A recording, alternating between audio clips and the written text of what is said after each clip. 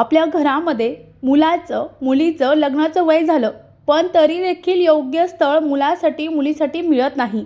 अनेक प्रयत्न केले, काही ना काही अडचणी येतात आणि जे स्थळ तुम्हाला आवडलं ते स्थळ तुम्हाला मिळत नाही. असं जर तुमच्यासोबत घडत असेल तर हा उपाय अवश्य करा. निश्चित तुमच्या मनासारखा विवाह जे स्थळ आहे ते तुम्हाला 100% मिळेल. उपाय काय करावा मंडळी? महिन्यामध्ये एकादशी झाल्यानंतर द्वादशीला किंवा त्रयोदशीला प्रदोष येत असतो आणि आजचा जो प्रदोष आला आहे तो सोमप्रदोष आहे. सोमप्रदोष व्रताला विशेष महत्त्व आहे.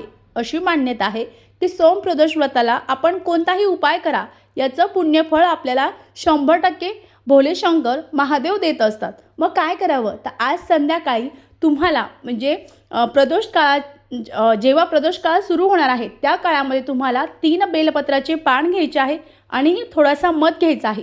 जिथेही शिवमंदिर असेल तिथं जायचं आहे, शुद्ध जल घेऊन जायचं आहे, शुद्ध जल महादेवाला अर्पण करायचं आहे, भस्म वगैरे. त्यानंतर तुम्हाला जे 3 बेलपत्र न्यायला सांगितले ते 3 बेलपत्र घ्यायचे आहे. तिन्ही बेलपत्रावर तुम्हाला चांगल्या प्रकारे मध लावायचं आहे आणि तिन्ही बेलपत्र तुम्हाला 3 साईडनं 3 लावायचे आहे.